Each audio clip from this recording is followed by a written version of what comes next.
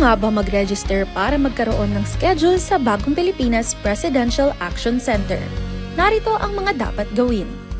Gamit ang iyong mobile device, pumunta sa eGovPH app. Pwede itong i-download mula sa Apple App Store o sa Google Play Store. Gumawa ng account. Ilagay ang email address, valid mobile number, pagkatapos ay makakatanggap ka ng one-time code sa iyong email. Gamitin ang code sa eGov app para sa verification ng iyong account at ng mga impormasyong ibinigay. Congratulations! Meron ka ng eGovPH app account.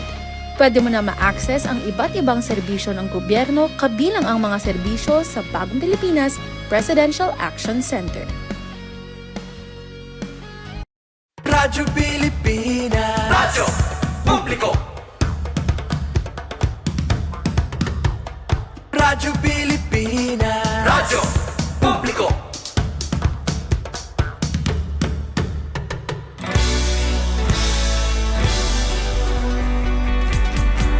Mahalagang mga balita, napapanahong impormasyon. Kami ang inyong gabay pag may bagyo at sakuna. Serbisyo ng gobyerno kapag may nangangailangan. Mga proyekto ng Pangulo, damang-dama ang pagmamahal niya. Tulay ng mga hinaing, ang problema ng bayan ating lulutasin. Tulay sa himpapawid, tulay ng pagbabago. Radyo Pilipinas, Radyo Publiko. Ng Bagong Pilipinas, Radyo Publiko.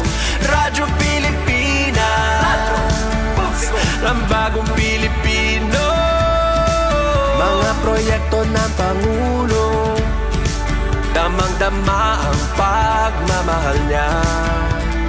Radyo Pilipinas, Radyo Publiko. Ang boses ng Pangulo.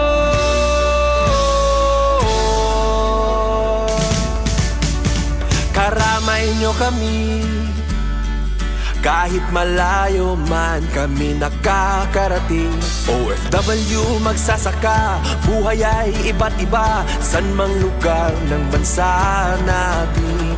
Tulay ng mga hinaing, ang problema ng bayan ating lulutasin.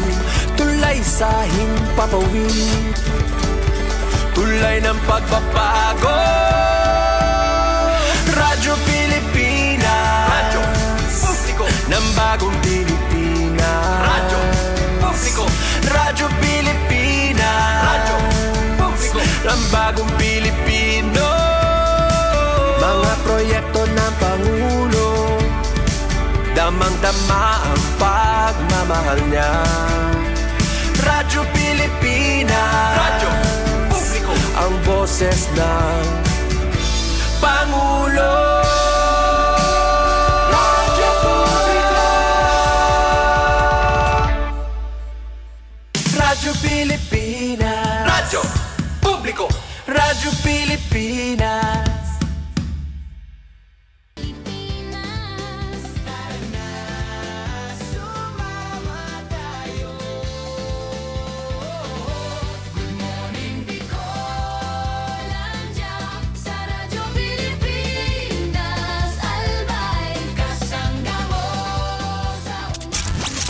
Serving the Republic of the Philippines for more than 75 years.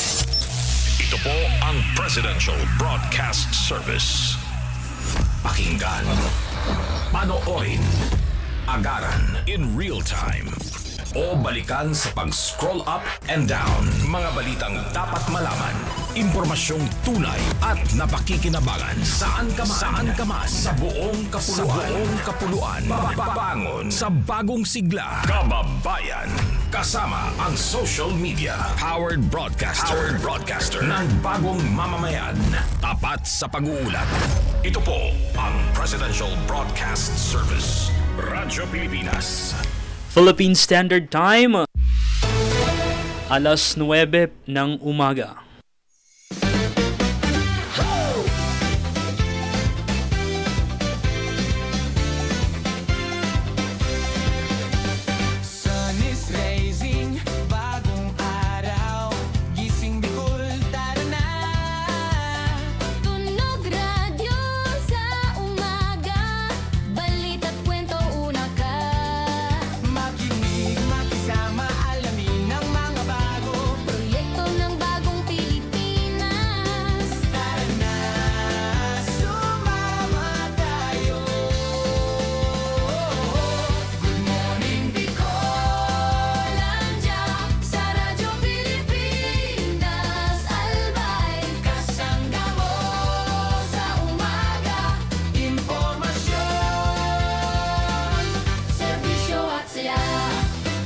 Good morning, Pilipinas! Good morning, Bicolania! Isang mainit na pagbati, kami po ang inyong kasangga sa mga balita at kaganapan sa buong rehiyong Bicol. Sa bawat umaga kami ang tagapaghatid ng pinakamahalagang impormasyon sa makabagong serbisyo at proyekto sa ikauunlad ng Bicol sa bagong Pilipinas. Kaya naman huwag palampasin ang mga kwento at talakayan na magbibigay linaw at gabay sa inyong araw. Ito po si Gary Card Carillo. Ito po si Jennifer Pulinar. At ito po ang Good Morning, Bicolania!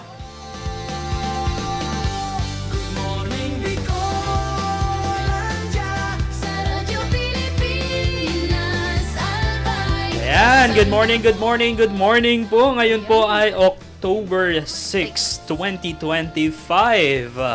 At araw po ng Lunes, magandang umaga po sa inyong lahat. Bangon na bangon po tayo, ano? Sa lahat ng mga nakahilata at lahat din po na papunta sa school, naghahabol, papunta sa kanilang mga trabaho. Magandang umaga po sa inyong lahat. Kumusta ka, Jennifer? Okay ako, Gary. Napakaganda din ng araw ngayon since Monday. Napaka-productive ng pagsisimula ng trabaho. How about you, Gary? Ayan, mahigit isang linggo din tayong nawala sa area, no? Nawala din tayo dito sa Good Morning Bicolanja. At ngayon, patuloy po ang aming pakikibahagi at pakikipag-ugnayan sa inyo, sa ating mga followers at subscriber ng Radyo Pilipinas Albay. Saan tayo napapanood ngayon, Jennifer? Ayan, nasa YouTube tayo ngayon, Gary. And also, kahit nasa YouTube tayo, nakashare naman sa Facebook, Gary. So, yung mga friends natin sa FB, pwede pa rin kayo makibahagi po. And mag-comment lang kayo sa talakayan natin ngayon para at least kasama namin kayo and yung opinion nyo ay maisa-publiko din natin and mabigyan natin ng kalinawan yung kung mayroon man kayong mga katanungan. Kumusta yung weekend mo?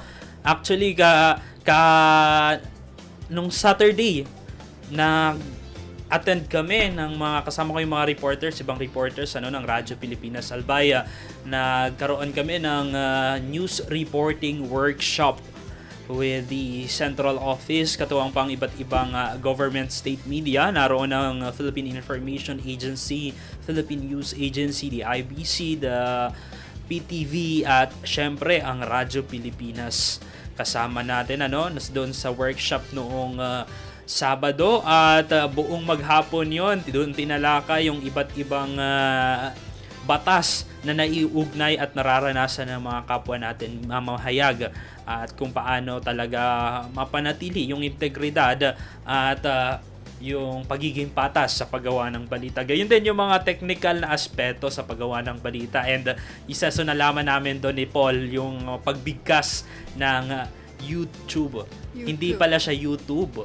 YouTube pala siya, no? Yung naituro sa atin. Gayon din yung paggamit ng the Department of Social Welfare and Development. Yun, marami kaming natutunan, yung pronunciation, yung diction, pag-anggulo ng mga balita. Isa sa pinaka nagandahan ko doon, Jennifer, may share ko lang sa mga nanonood natin, yung bring numbers to life. Di ba nagbabalita tayo, maraming number.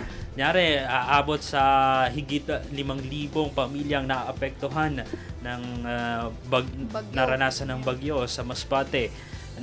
Sabi doon wag kapag gagawa ng anggulo ng balita, dalhin mo yung numero sa buhay ng mga naapektuhan. Paano itong numerong na to matutulungan maibangon ng pamahalaan, di ba? Kaya nga sa atin, government state media talagang nakaangkla sa programa ng gobyerno, especially ni Pangulong Ferdinand R. Marcos Jr., kung paano itong numerong ito mabibigyan ng tulong ng pamahalaan.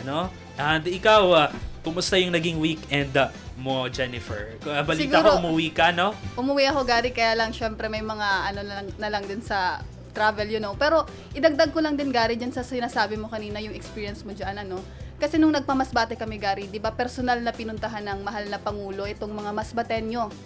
Particular na sa barangay nursery kung saan andun yung DSWD, yung mga government offices natin na talagang puspusan yung pagbibigay tulong and financial assistance dito sa mga naapektuhan ng bagyo.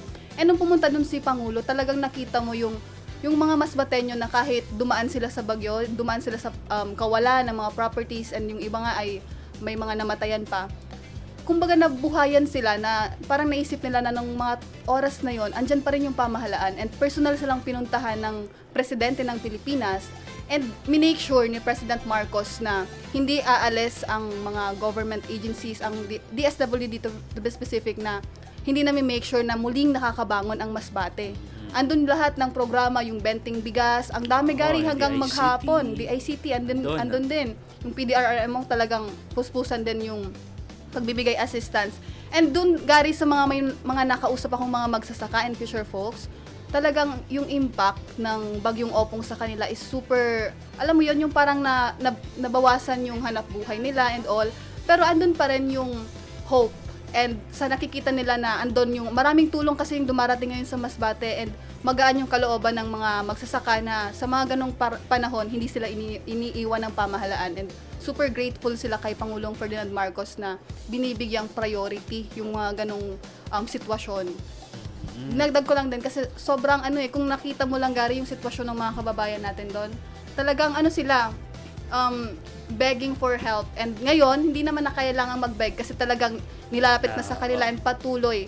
Imagine ilang weeks na after ng bagyo pero hindi talaga humihinto ang pamahalaan to give them the assistance na kailangan nga nila. At balita ko, naroon pa din ang mga tauhan ng DSWD Bicol para tuloy-tuloy ang pamamahagi ng mga asistensya.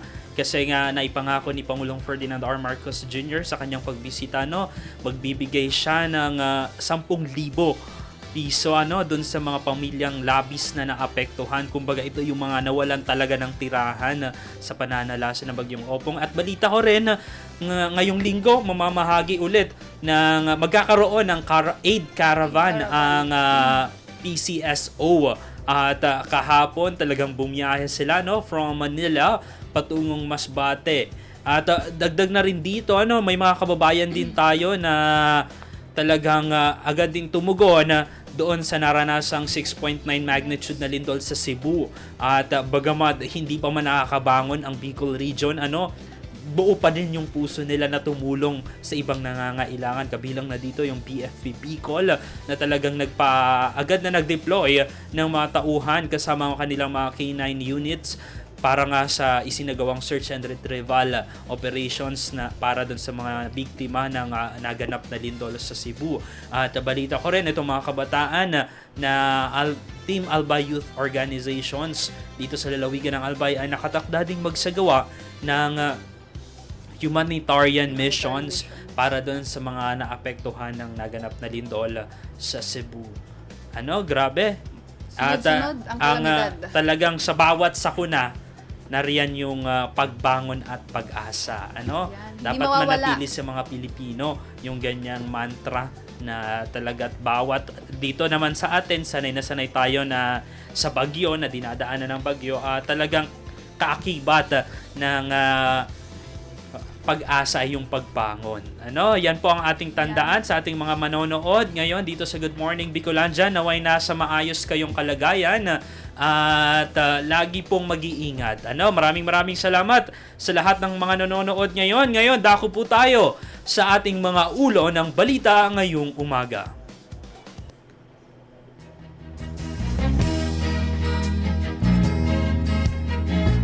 Sa ating mga balitang lokal, Department of Social Welfare and Development Bicol naghatid ng mahigit 2,000 family food box sa 4 na barangay sa Kawayan, Masbate.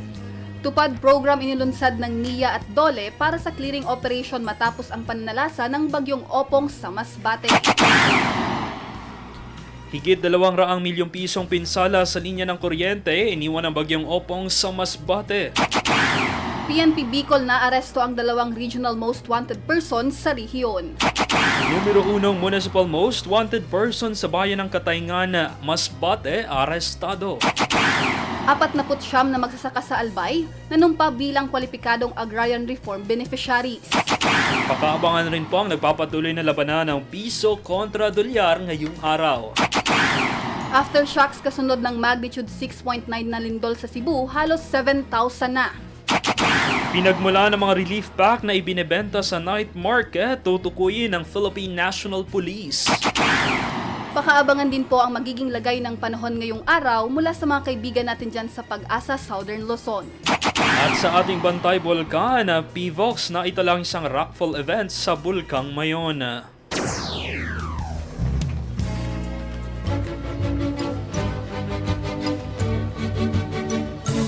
Nahin natin ang balitang lokal.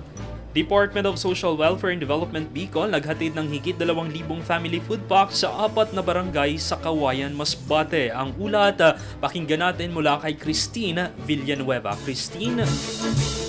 Radyo Pilipinas Report. Patuloy ang pagbibigay ng ayuda ng Department of Social Welfare and Development Field Office 5 Bicol Region sa mga pamilyang naapektuhan ng Bagyong Opong. Pinangunahan ni Regional Director Norman Laurio ang pamamahagi ng kabuang 2,464 family food packs sa 4 na barangay sa bayan ng Kawayan, 825 sa barangay Naro, 696 sa barangay Look, 576 sa barangay Punta Batsan, 366 sa barangay Talisay sa Masbate. Kasabay nito tumulong din ang Angels and Red Vest sa distribusyon ng ayuda mula sa lokal na pamahalaan ng Kawayan. Ang patuloy na relief operations ay alinsunod sa direktiba ni Pangulong Ferdinand Marcos Jr. sa pamamagitan ni DSWD Secretary Rex Gatchalian upang matiyak ang mabilis at maayos na serbisyo para sa mga pamilyang sinalanta ng bagyo.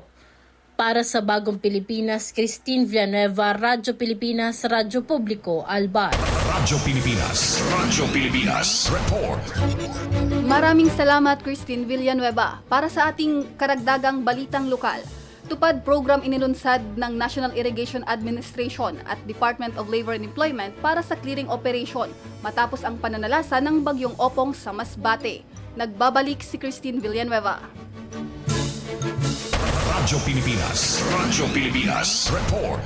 Bilang tugon sa pinsalang iniwan ng Bagyong Opong sa lalawigan ng Masbate, inulunsad ng National Irrigation Administration Region 5 Sorsogon, Masbate Irrigation Management Office sa pamamagitan ng NIA, Masbate Sub-Office, katuwang ang Department of Labor and Employment, ang tulong panghanapbuhay sa ating disadvantaged displaced workers or TUPAD program. Layunin ng programa na makapagbigay ng kita sa mga apektadong residente habang tinutulungan din ng komunidad sa mabilis na pag-recover sa iniwang pinsala ng bagyo. Kabilang sa mga magiging benepisyaryo ng programa ang mga miyembro magsasaka ng iba't ibang irrigators association sa lalawigan. Sinimulan na ang unang batch ng orientation sa lungsod kung saan nasa 270 ang naging kalahok, samantala target ng 2 ahensya ang 53 individuals mula sa Ticao Island at 88 naman mula sa Burias Island. Ang bawat manggagawa ay makakatanggap ng 413 pesos na sahod sa bawat araw na pagsasagawa ng clearing operation na magtatagal hanggang 10 araw. Para sa Bagong Pilipinas, Christine Villanueva, Radyo Pilipinas, Radyo Publiko, Albar. Radyo Pilipinas Report. Maraming salamat, Christine Villanueva. Dagdag na balitang lokal. Sa datos po ng Masbate Electric Cooperative o Maselco, tinatayang nasa 225,785,899 pesos na halaga ng pinsalang iniwan ng Bagyong Opong sa linya ng kuryente sa lalawigan ng Masbate. Habang ayon sa Maselco, nasa 15 syudad o munisipalidad ng Masbate, ang syudad ng Masbate na may 26.67%, bayan ng Mobo na may 15% at Balud na may 5.26% o total na 3.66% pa lang ang napapailawan sa lalawigan ng Masbate. Sa ngayon, nagpapatuloy pa rin ang Maselco katuwang ng iba't ibang electric cooperative sa pagsasaayos sa mga naputol na kawad ng kuryente at mga natumbang poste ng kuryente sa lalawigan ng Masbate. Ayan, maraming salamat, Gary. Dako naman tayo ngayon sa ating police report. PNP Bicol na-aresto ang 2 regional most wanted person sa rehiyon. Ang buong detalye ng ulat pakinggan natin kay Elver Arango. Radyo Pilipinas Report. Sa walang patid na kampanya ng Police Regional Office 5 laban sa kriminalidad, napasa kamay nila ang 2 regional most wanted person sa rehiyon sa kanilang ginawang manhunt operation. Unang naaresto ng Paracale Municipal Police Station ang rank number 1 regional most wanted person na si alias Jerry na naharap sa kasong murder. 25 taong gulang na residente ng Barangay Palanas, Paracale, Camarines Norte na naaresto sa Malusteri Stateland Hills, Barangay Manggahan, General Trias, Cavite. Sa parehong araw, naaresto rin ang rank number 2 regional most wanted person na si alias Vince sa Masbate na may kasong murder at miyembro ng New People's Army Terrorist Squad na nasa ilalim ng Komiteng Larangan Guerrilla North, Sub-Regional Committee 4, Bicol Regional Party Committee na operating sa 2nd District ng Masbate sa ilalim ng pamumuno ni Raul Tulingin alias Daddy. Pagsisiguro ng Police Regional Office 5 sa ilalim ng pamumuno ni Regional Director Police Brigadier General Nestor Babagay Jr. na patuloy ang kanilang kampanya laban sa anumang krimen para masigurong ligtas ang publiko. Para sa Bagong Pilipinas, Elver Arango, Radyo Pilipinas, Radyo Publiko, Albay. Radyo Pilipinas Report. Maraming salamat, Elver Arango. Para sa dagdag na police report, matagumpay na naaresto ng pinagsanib puwersa ng Kataingan Municipal Police Station at Masbate 2nd Provincial Mobile Force Company ang isang lalaking tinagurang numero 1 Municipal Most Wanted Person sa bayan ng Kataingan. Dakong alas 12:15 ng tanghali sa Barangay Pitogo ng parehong bayan nitong October 4, 2025. Kinilala ang naarestong sospek na si alias Lando, 47 taong gulang, may kinakasama, walang trabaho at residente ng nasabing lugar. Ayon sa Masbate Police Provincial Office, ang pagkakaaresto sa sospek ay isinagawa sa bisa ng ibinabang warrant of arrest ni Honorable Teofilo Tambago, ang presiding judge ng Regional Trial Court Branch 49 ng 5th Judicial Region ng Kataingan, Masbate nitong September 18, 2025 para sa kasong paglabag sa Republic Act 8353 o ang Anti-Rape Law ng 1997 na may 4 na bilang ng statutory rape na walang inirirekomendang piyansa. Nasa kustudiya na ngayon ng Kataingan Municipal Police Station ng suspect para sa wastong disposisyon.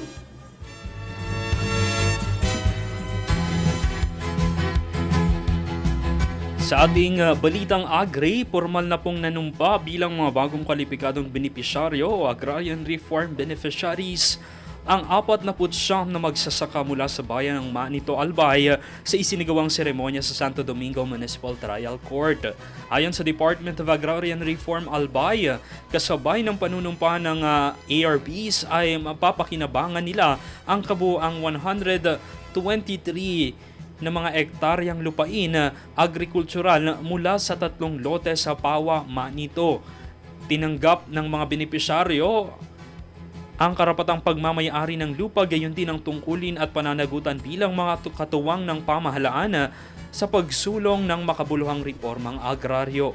Ang naturang mga lupain ay isa sa ilalim sa individual na pamamahagi ng electronic titles para sa mga kwalipikadong benepisyaryo sa ilalim ng proyektong Support to Parcelization of Lands for Individuals titling ng Department of Agrarian Reform. Samantala, matagumpay na naisakatuparan ang aktibidad sa pangunguna ng Municipal Agrarian Reform Program Officer Renato Abanche, katuwang ang mga technical staff ng DARMA nito bilang bahagi ng patuloy na pagpapatupad ng proyektong split sa rehiyong Bicol.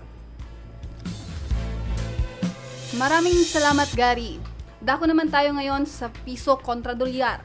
Nagsara sa 57.87 ang palitan ng piso kontra dolyar ngayong araw, October 6, 2025. Batayan sa impormasyong inilabas ng Bankers Association of the Philippines. At yan po ang ating kalagayan ng labanan ng piso kontra dolyar ngayong araw, October 6, 2025. Dako po tayo sa ating balita sa labas ng rehiyong Bicol. Ito, mag-iisang linggo matapos yanigin ng 6.9 na lindol, ang Cebu ay wala pa ring tigil ang mga aftershocks sa ilang parte ng lalawigan. Ayon sa monitoring ng PVOX, hanggang kaninang alas 6 ng umaga ay mayroon ng halos 7,000 aftershocks ang naitala. Marami to. At nasa 1,365 ang flooded earthquakes o natukoy ng 3 o higit pang istasyon, habang 29 sa aftershocks ang naramdaman ng mga residente. Ang mga naitalang pagyanig ay may lakas na mula magnitude 1 hanggang 5.1 magnitude. Bagamat tuloy-tuloy pa rin ang mga aftershock, naobserbahan naman ng PHIVOLCS ang unti-unting pagbaba ng dalas ng mga pagyanig kada araw. Patuloy pa rin ang pag-alala ng ahensya sa publiko na manatiling nakaalerto. Sa mga kababayan natin dyan sa Cebu, mag-ingat po tayo at maging alerto. Ayan, maraming salamat Gary para sa ating dagdag na balitang nasyonal. Tiniyak ng Philippine National Police na mananagot ang sino mang nasa likod ng pagbebenta ng milyong-milyong pisong relief packs na nasabat kamakailan sa Tondo, Maynila na may logo pa ng Department of Social Welfare and Development. Ayon kay PNP Acting Chief Police Lieutenant General Jose Melencio Nartates Jr., kanya nang inutasan dito ang Criminal Investigation and Detention Group o CIDG para itrack ang pinagmula ng nasa 15.5 milyong pisong relief packs. Ayon kay Nartates, may sinusundan ng lead ang CIDG na magtuturo sa mga personalidad na posibleng sangkot, lalo't naniniwala siyang hindi ito gawa ng iisang tao lamang. Ititrace niya aniya ng CIDG ang buong supply chain ng nasabat na relief goods mula sa pinagkunan nito hanggang sa illegal na pagbebenta nito sa black market. Layo ng investigasyon na matukoy hindi lang ang small-time operators, kundi ang malalaking sindikato at posibleng insiders na gumagamit ng pag-aari ng gobyerno para sa pansariling interes.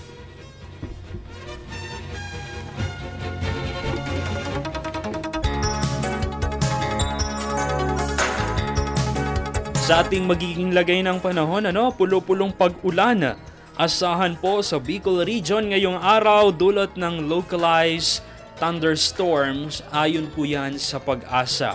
Hingi tayo ng impormasyon kaugnay dito sa kasamahan natin sa Pag-asa Southern Luzon na si Ariel Samudio, ang weather forecaster. Sir Ariel, good morning. Radyo Pilipinas. Ngayon po, ang nakaka-apekto sa Southern Tropic Convergence Zone o ay samantala, ang inomonitor naman na bagyo na nasa labas ng PAR, ito ay nasa kategoryang Severe Tropical Storm na may international name na Halong ay huling namataan sa layong 2,105 kilometers hilagang silangan ng extreme northern Luzon. Sa ngayon ay mayroon itong taglay ng hangin umaabot sa 100 km per hour at may pugso ng hangin umaabot sa 125 km per hour. Mabagal itong kumikilos sa direksyon na pahilagang kanluran. Ang Severe Tropical Storm na may international name na Halong ay sa ngayon mababa naman ang tsansang pumasok ng ating Philippine Area of Responsibility at kung ito ay pumasok man ng PAR ay hindi naman ito inasahang makaka-apekto sa anumang bahagi ng ating bansa. Samantala, ngayong Lunes, ang Kabikulan ay inasahan na magkakaroon ng magandang panahon, subalit may mga inaasahan pa rin mga pulo-pulong pag-ulan o pagkilat-pag-ulog na dulot ng localized thunderstorms. Mahina hanggang sa katamtamang hangin mula sa hilagang silangan ng Iral at ang mga baybaying dagat ay magiging banayad hanggang sa katamtaman ng pag-alon. Pinatayang agwat ng temperatura ngayong maghapon ay mula 23 hanggang 33 degrees Celsius. Ang araw ay sumikat 5:35 ngayong umaga at tulubog mamayang 5:32 ng hapon. Mula po dito sa DOST Pag-asa, Ariel Samudio. Radyo Pilipinas. Radyo Pilipinas. Report. Maraming salamat sa ating weather forecaster na si Mr. Ariel Samudio. Dako naman tayo ngayon sa ating Bantay Bulkan Updates. PHIVOLCS na itala ang isang rockfall event sa Bulkang Mayon. Pakinggan natin ang buong ulat ni Emmanuel Bungkudin. Radyo Pilipinas. Radyo Pilipinas. Bantay Bulkan. Bantay Bulkan Update. Sa tala ng PHIVOLCS sa Bulkang Mayon, naganap ang isang rockfall event sa nakalipas na 24 oras batay sa datos nito ngayong araw, October 6, 2025. Mahina o naaaninag lamang ang banaag o crater glow ng bulkan ayon sa PHIVOLCS. Naitala rin ang 399 na tonelada ng sulfur dioxide flux sa bulkan kada araw batay sa huling datos nitong September 28, 2025. May katamtamang pagsingaw naman ang plume nito na napadpad sa Kanluran, Timog Kanluran, Timog Kanluran at Timog Kanluran mayroon ding pamamaga ng bulkan. Pinagbabawal ng ahensya dahil nananatiling nasa alert level 1 status ang bulkan ang pagpasok sa 6 na kilometrong reduced permanent danger zone at pagpapalipad ng anumang sasakyang panghimpapawid sa ibabaw ng bulkan. Paalala rin ng ahensya na maaaring maganap ang biglaang pagputok ng steam o phreatic explosions, rockfall mula sa tuktok ng bulkan at pagdaloy ng lahar kung may matinding pag-ulan. Para sa Bagong Pilipinas, Emmanuel Bongkudin, Radyo Pilipinas, Radyo Publiko, Albay. Radyo Pilipinas Report. At yan po ang mga nakalap na balita ngayong umaga. No? Mamaya mapapakinggan natin ang mga live reports ng ating mga reporters mula sa iba't ibang panig ng lalawigan ng Albay. At gayon din, magbibigay tayo ng mga anunsyo, karagdagang anunsyo, kaugnay po sa mga isasagawang aktibidad, hindi lamang po dito sa lalawigan ng Albay, bagkus sa iba pang probinsya ng rehiyong Bicol. Magbabalik po ang Good Morning Bicolandia makalipas ang ilang paalala. Time to celebrate kulturang Pinoy. Tradisyon, musika, sining, literatura at iba pa. Anything and everything fun and Filipino. Ito ang Pinoy Kultura. How could you ever forget the magical feeling that courtship or panliligaw brings in your younger years? High school life, for my high school life, every memory kay ganda. Nandyan yung itutulak ka ng tropa whenever your crush passes by. Ang saya ng high school, singing yours in my school, di na mapapantayan. Then you start sending her love letters and flowers at paminsay maglalakas loob ka to ask if you could walk her home. And it doesn't end there. May sayawan o disco pag birthday ng barkada and you get to see her there too. Till I met you. Kikiligin ka pag sulyap ni crush. Yayain mong sumayaw pag tugtog ng pinakahihintay na love song. And that evening seems so perfect na parang kayo lang ang tao sa dance floor. I love you more each day. Oh, the beauty of courtship in Pinas. Yan ang Pinoy Kultura because our culture is cool. Time to celebrate kulturang Pinoy. Tradisyon, musika, sining, literatura at iba pa. Anything and everything fun and Filipino. Ito ang Pinoy Kultura. Naalala ko, nung bata pa ako na namamasyal kami sa Fort Santiago sa Intramuros. Ito ay ginawa noong 1571 bilang kuta o fortress ng Spanish governor na si Miguel Lopez de Legazpi. Isa ito sa mga napaka-importanteng historical sites sa Maynila. Marami ang nagbuwis ng buhay dito noong kapanahunan ng mga Kastila at noong World War II nang ginamit ito ng mga Hapon bilang kulungan ng mga Pilipino at Amerikanong kanilang nahuli. Ang ating national hero na si Jose Rizal ay nakulong din sa Fort Santiago bago siya naging martir sa Bagong Bayan. Ang Fort Santiago ay sinimulang i-restore noong 1953 pagkatapos nitong magtamo ng pagkasira noong Second World War. Ang Fort Santiago ay kawasa bato na galing sa bulkan na tinipag sa present-day Guadalupe Viejo sa Makati. Ngayon, ito ay naglalaman ng iba't ibang memorabilia ni Jose Rizal at isang napakagandang pasyalan ng buong pamilya. Tara na at ating dalawin. Yan ang Pinoy Kultura because our culture is cool. Time to celebrate kulturang Pinoy. Tradisyon, musika, sining, literatura at iba pa. Anything and everything fun and Filipino. Ito ang Pinoy Kultura. Alam mo ba kung ano ang mambabatok? Think about the tap, tap, tap of the bamboo stick on a thorn to draw a symbol on someone's arm. This is the traditional Kalinga art of tattooing, performed and kept alive by traditional tattoo artist Wangod Ogay, also known as Maria Ogay from Buscalan, Tinglayan, Kalinga. Wikipedia says Wangod is the Philippines' oldest mambabatok at 105 years old now. Sarah Barnes honors Wangod in My Modern Metro, telling Wangod's story as an apprentice at 15. breaking the norm, learning the Mamba Batok tradition that used to be taught only to men. The art began with the indigenous Butbut warriors, headhunters, who got tattoos with special meaning, usually after a kill. But for women, the art portrayed standards of beauty. Wang Od recalls her friends covering her arms and legs with tattoos she still wears proudly. She mixes her ink from pine soot and water and has hand-tapped tattoos on bodies of people from all over the world. Wang Od inks a design that carries symbolic meanings specific to the Mamba Batok culture. Thousands come to make the long journey to get inked by Wang Od. Discovery Channel featured her and her art in 2007 on Tattoo Hunter, bringing Kalinga art to a global audience. The National Commission for Culture and the Arts honored her with the prestigious Dangal ng Haraya Award in 2018. She was also nominated for the National Living Treasures Award. Yan ang Pinoy Kultura because our culture is cool. Time to celebrate kulturang Pinoy. Tradisyon, musika, sining, literatura at iba pa. Anything and everything fun and Filipino. Ito ang Pinoy Kultura. Iba ang musikang Pilipino or more popularly known as OPM. May OPM na makabago. May OPM na makaluma. Sandal mo sana ang ulo mo sa May OPM na rock. May OPM na rap. May OPM na mabagal. Agad magaganda ang mga tinay. May OPM na mabilis. May OPM na Tagalog. Ang himig natin. May OPM na English. Bahagi ng ating kultura, noon, ngayon at magpakailanman. Anumang OPM ang hanap mo, isa lang ang masasabi ko.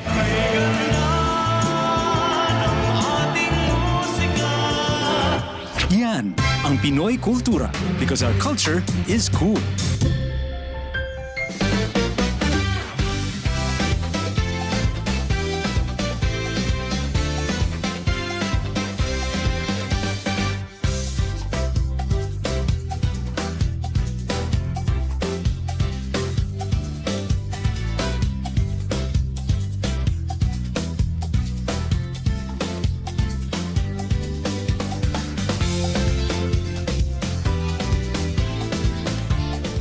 At yan po, nagbabalik po kayo sa ating programa, ang Good Morning Bicolandia dito sa Radyo Pilipinas Albayan. Good morning po sa lahat. Kanina ang dami tayong balitang naihayag at patuloy ang ating pakikipag-ugnayan sa iba't ibang ahensya ng pamahalaan, especially doon sa nagpapatuloy na relief operations sa Masbate Province.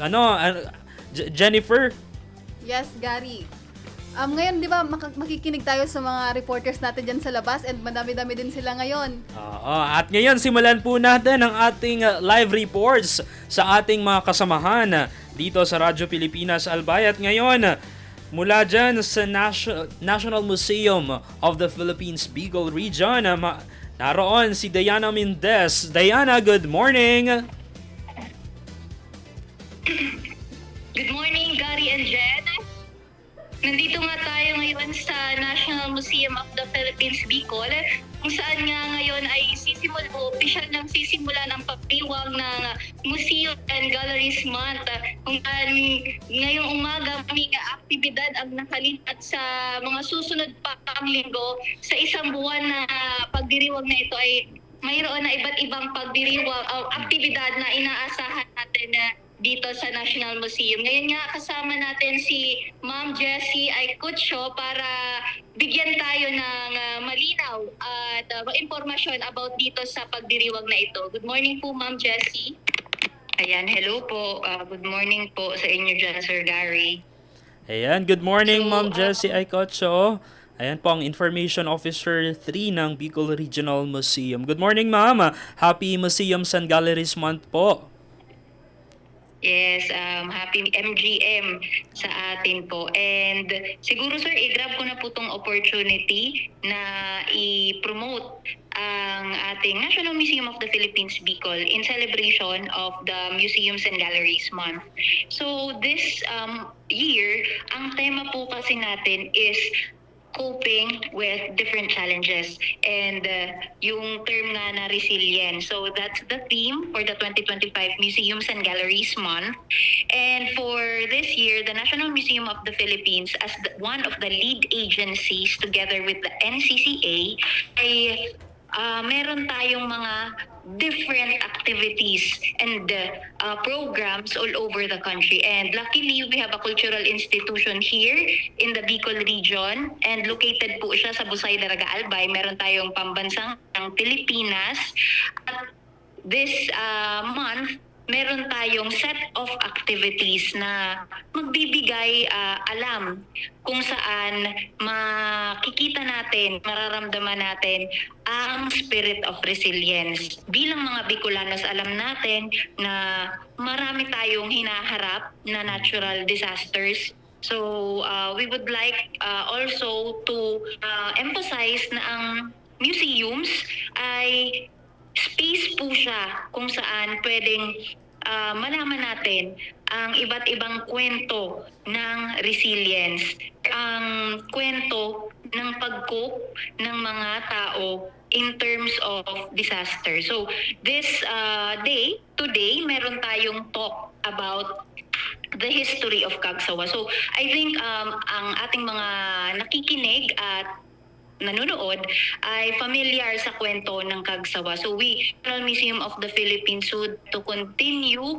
sharing the story of Cagsawa. This morning, we have our local historians na discuss tungkol sa history ng Cagsawa. I would not discuss in detail yung ating Cagsawa history. I'll leave it to our historians kasi mas nila yan, kumbaga mas familiar sila dyan. But in sum, the Cagsawa town, kasi nakikita lang natin ngayon yung Cagsawa Church, but the Cagsawa town is a reminder of the Bicolano resilience. Nagkaroon tayo ng 1814 eruption. That's one, or that's the most destructive eruption of Mayon volcano. So this malalaman ng ating mga participants from LGU Daraga. We have partners from LGU Daraga, students, and we have mga travel agencies and tour guides na participants natin. So they will be learning the story behind the Cagsawa town and the Cagsawa Church na nakikita dyan ngayon sa Cagsawa Park. So that's for today. And of course, we have also, i-discuss ko na din, i-grab ko na din tong opportunity na i-announce din na meron tayong scientific art. So sa October 11 to 12 sa Kamalig Albay ang ating venue. Naimbitahan po natin ang ating artist illustrator. Kilala po ito na artist illustrators ng Pambansang Museo ng Pilipinas. Libre po ito. Scientific art, October 11 to 12. And then, October 20, meron tayo Arte Bicol noon. So we have a workshop, art workshop involving yung abaca paper. So that's October 20, and meron din po tayong opening ng exhibition. So meron tayong part ng Arte Bicol yung sa exhibition, and ang gamit din po is yung sa abaca paper. So we invite the public to visit the National Museum of the Philippines Bicol. Meron tayong opening ng exhibition, October 20 to 30 po siya. So, yun po. And lastly, to close the Museums and Galleries Month, we have Bicultura Session 3, yung Guhit sa Ribuhay. So, this one, again, October 30, another workshop po, art workshop, feature wildlife or endemic wildlife na mga, kumbaga, ang tawag dyan, yung kanilang subject for that specific na workshop. So, those are the activities for the Museums and Galleries Month celebration dito po sa National Museum of the Philippines, Bicol. Ayan, maraming salamat, ma'am. Mama, pansamantalang puputulin muna natin, ma'am, ating interview ngayong araw. Ano ma'am, ngayong oras po muna. Kasi po, pagbibigyan po muna natin ng ating oras, ang mensahe ni Pangulong Ferdinand R. Marcos Jr. sa isinasagawang Philippine Development Forum 2025 dyan po sa EDSA, Shangri-La, Mandaluyong City ngayong umaga. Ano, maya-maya ibabalik natin yung ating talakayan with our guest from National Museum of the Philippines Bicol na si Ma'am Jessie M. Aycocho, ang Information Officer ng Bicol Regional Museum. Ayan. Government without action, nor will we tolerate the wastage of public funds. Walang perang sasayangin, hindi tayo papayag na lustayin ang kaban ng bayan. This forum also marks our readiness for the next step, our transition to upper middle income country status. This transition demands a kind of partnership built on stronger alignment, shared goals, and genuine national ownership. I count on DepDep, all government agencies as well, all stakeholders to turn today's discussions into real change, real impact, real progress. Let me take this opportunity to thank our development partners. Your continued trust, expertise, and support help transform our vision into tangible outcomes. So while we conclude this forum with a joint declaration, we must remember, declarations by themselves do not create results. They do set the direction of what our collective actions will be. Together, let us continue shaping a strong, fair, and future-ready Bagong Pilipinas. So long as we work together, so long as our visions are aligned, we will succeed. Thank you very much. Mabuhay ang Bagong Pilipinas.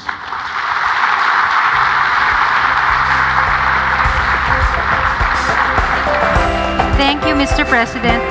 At this point, may we request the President to grant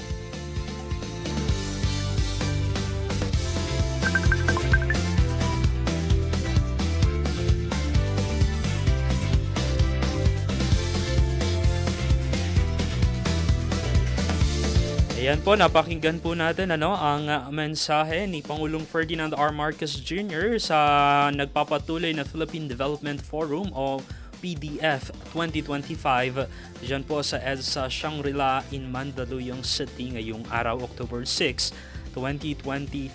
At ngayon, balikan natin si Diana Mendez kasama ang Information Officer ng Bicol Regional Museum na si Ma'am Jessie M.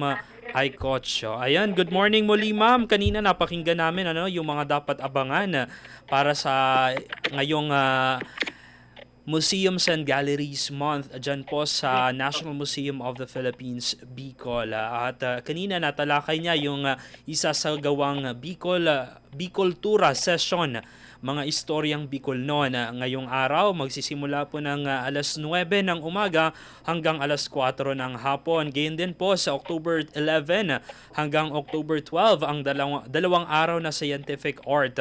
Ito po yung Scientific Illustration Workshop dyan po sa Kabaangan, Kamalig, Albay. At sa October 20 naman po, itong Bicol Tura Session 2, ang Arte Bicol noon, kung saan ito ma-highlights dito yung abaka canvas natin. Diyan po yan sa National Museum of the Philippines, Busay, Daraga, Albay. At sa October 30 naman po, ang ikatlong session ng Bicol Tura, ang Guhit sa Ribuhay Painting Workshop. Diyan din po sa National Museum of the Philippines, Bicol, Busay, Daraga. Ayan po, kasama natin ngayon ang ating reporter na si Diana Mendez at ang Information Officer ng Bicol Regional Museum na si Ma'am Jessie. Ma'am Jessie, good morning. Ay, hello po. Good morning po ulit.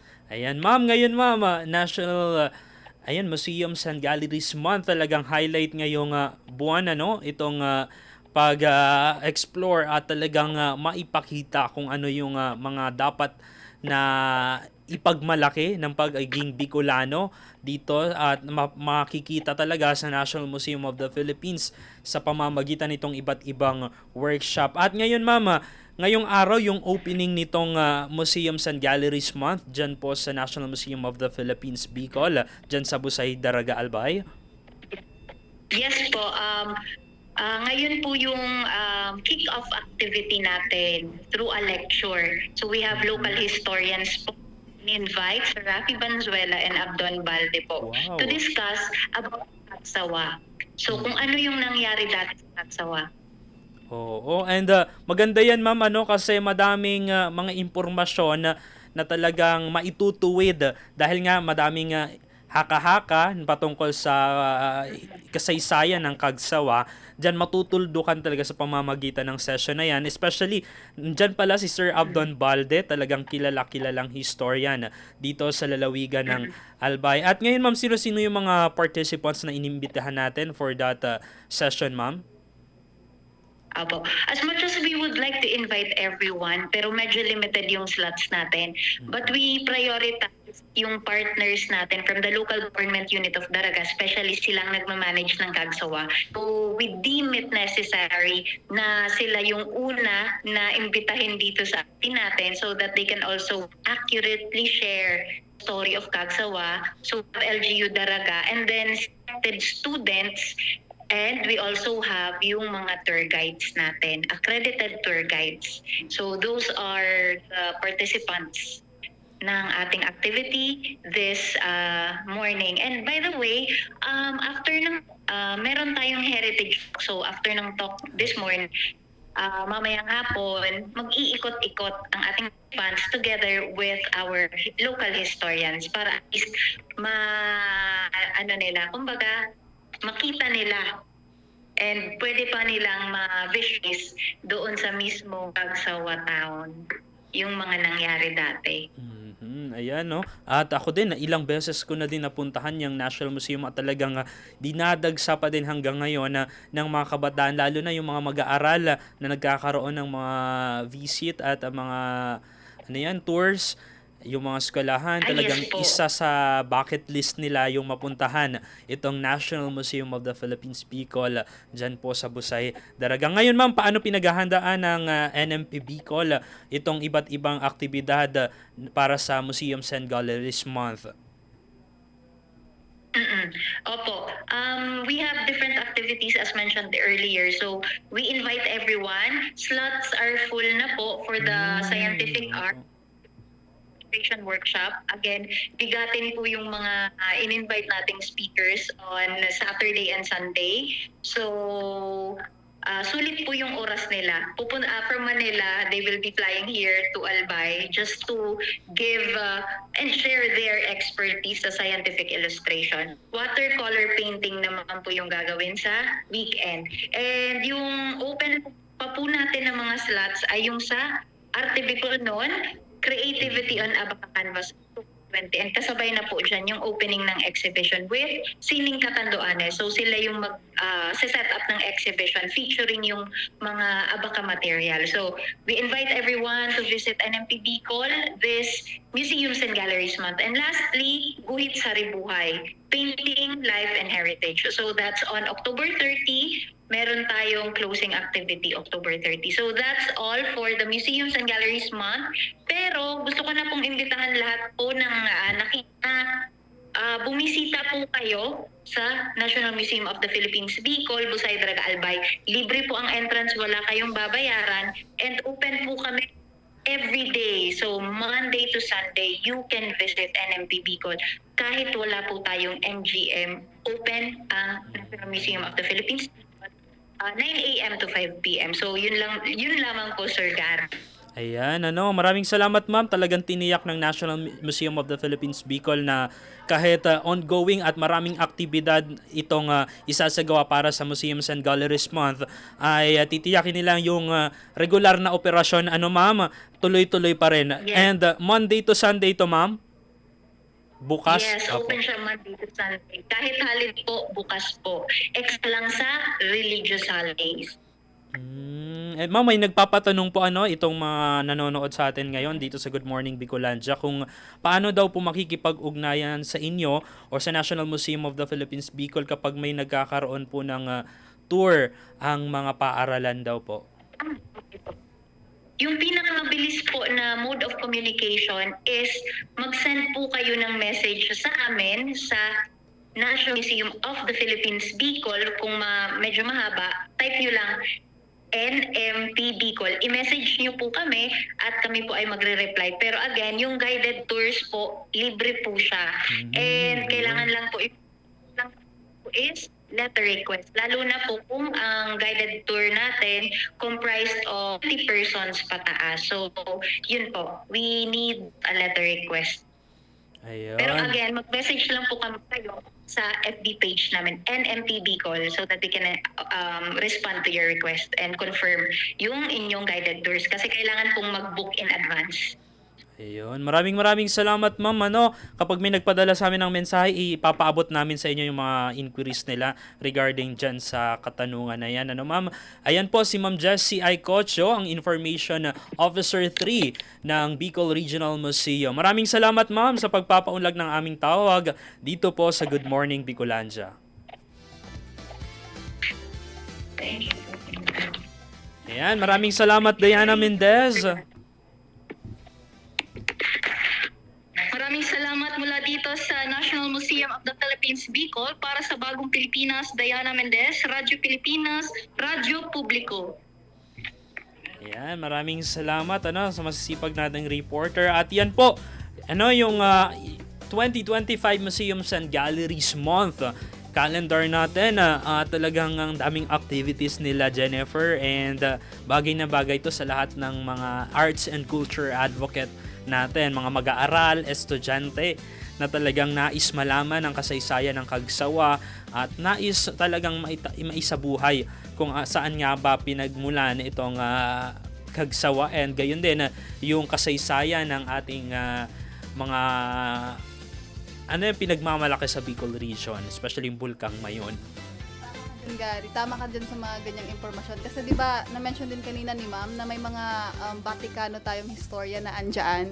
And itong mga Batikanong historia na to, sila yung magbibigay linaw dun sa mga queries ng mga tao. Kung ano ba talaga. Kasi marami kasing iba't ibang stories na lumilitaw. Kumbaga, ito yung perfect time na at least maalaman ng lahat kung ano talaga yung totoong istorya ng Kagsawa. Oh, especially yung specific doon, yung simbahan. Kung talaga bang natabunan yon ng malahar na mula sa Bulkang Mayon. At yon, sa mga nanonood, upang malaman ang katotohanan, pumunta na po kayo sa National Museums of the Philippines Bicol, dyan po sa Busay, Daraga, Albay. Malapit to, sa katabi nito yung Kagsawa Ruins. Baka may mga hindi pa nakakaalam kung saan nga ba yung National Museums of the Philippines Bicol. Katabi po siya ng Kagsawa Ruins at nandoon po yung National Museum of the Philippines Bicol. Pumunta na po kayo. At meron po doon ngayon session o workshop kaugnay po sa Bicol Literature and Heritage Lectures. Maraming salamat po. May iba pa ba tayong balita mula dyan sa ating kabila? Baka may report from other reporters. Kay JM Olarte, tawagan natin si JM mula dyan sa Kamalig, Albay. Dagdag na natin habang nag-aantay tayo ng mga live reports sa ating masisipag na reporters. Ano yung mga abangan nating anunsyo at aktibidad ngayong araw? Jennifer, go ahead.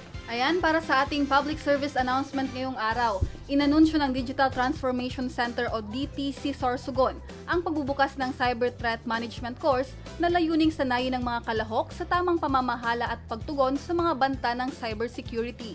Gaganapin ang online training mula October 7 hanggang October 10, 2025 sa pamamagitan ng Cisco Networking Academy Skills for All program.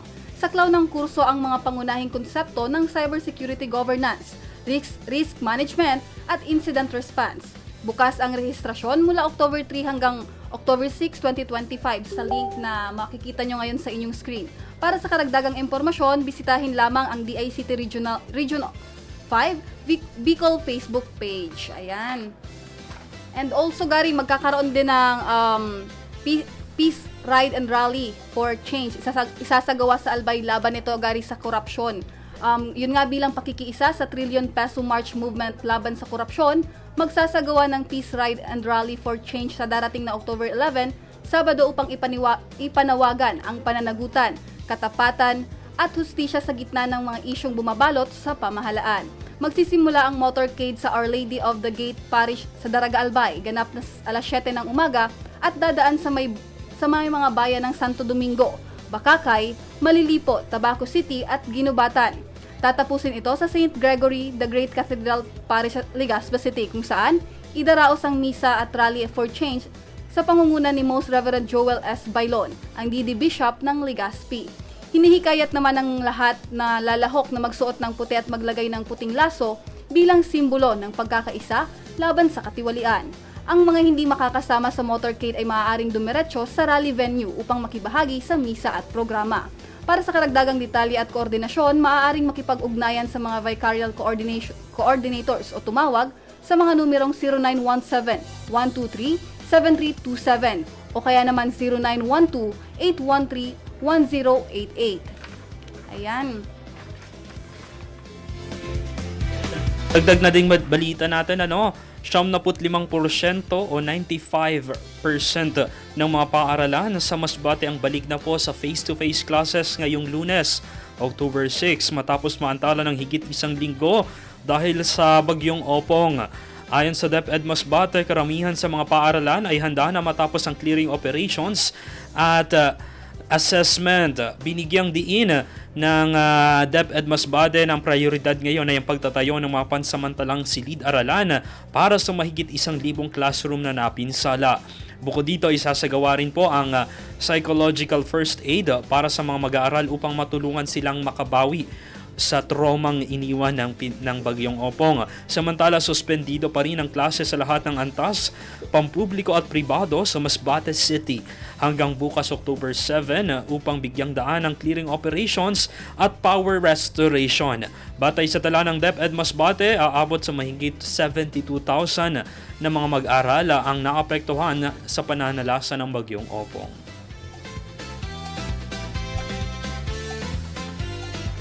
Time check. 3 minuto bago mag-alas 10 ng umaga, Ang daming nagpe-prepare na dyan. Yung iba natin, yung mga nanay natin, nagpe-prepare na para sa ating lunch break. At ngayon, ilang araw na lang bago ang Pasko. Jennifer? Ayan, Gary, 80 days na lang bago magpasko. Ayan, para sa ating mga kababayan, alam ko sobrang excited na kayong kumain ng salad, ng kung ano-anong handa. Antay-antay lang, mabilis lang ang 80 days, Gary. 80 days, Mag-prepare na kayo ng mga pang-caroling ninyo.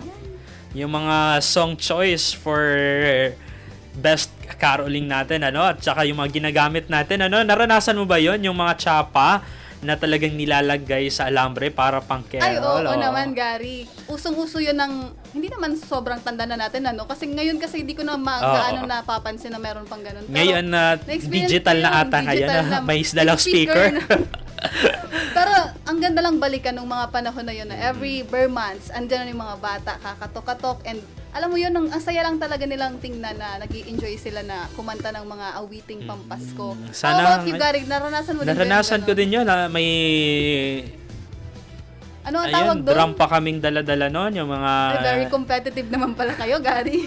Mga caroling, and talagang ng mga kabataan natin, talagang makikita natin yung pagiging creative at resourceful ng mga kabataan sa nayon, yung talagang may makuha tayong tsapa, hindi yan basura. Magagamit natin yan pang caroling tuwing Christmas, at talagang susulitin ng mga kabataan yung ilang araw na pangangaroling, talagang yung iba dyan mangangako na 24 na lang, at talagang masaya. Sana maranasan yan, at sana'y walang maantala, hindi maging masalimuok yung Pasko ng mga kabataan ngayon dahil nga sa mga banta ng kalamidad at kung ano-ano pang nararanasang sakuna. Sana po ipagdasal natin na wala nang bagyong mabuo, wala nang sama ng panahong mabuo, wala nang kalamidad ang magbabanta. At talagang ipagdasal natin yung kapakanan at masayang Pasko ng bawat Pilipino.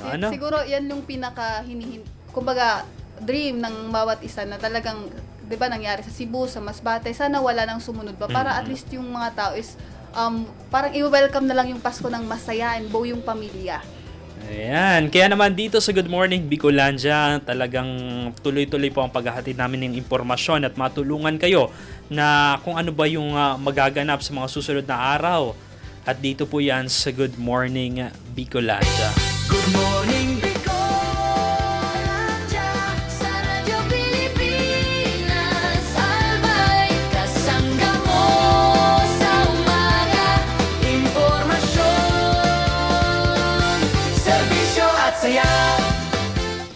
At yan po ang paspasang balitaan.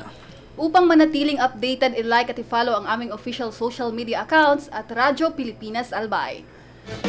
Upang manatili, wala pa tayo, yung YouTube muna. Ay, oo, yung YouTube muna pala for now. And, yes. Ayan, maraming salamat. Gayon din po na yung mga updates natin sa Instagram.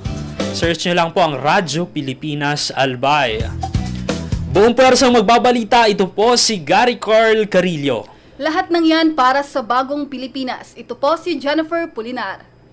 At ito po ang Good Morning Bicolandia sa Radyo Pilipinas Albay. Good morning, Bicolandia, sa Radyo Pilipinas Albay. Kasangga mo sa umaga, impormasyon, serbisyo at saya.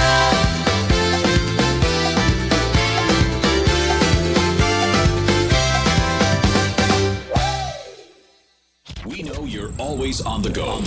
Pero ang mahuli sa balita is always a big no-no. Kaya Radyo Pilipinas is here to keep you updated. Reliable news delivered to you as it happens. Para sure na wala kang mamimiss. Bookmark our website at www.radiopilipinas.ph. Follow us on Twitter at Radyo Pilipinas 1 and like us on Facebook at www.facebook.com/Radyo Pilipinas 1. Together, let's dismiss disinformation. Radyo Pilipinas.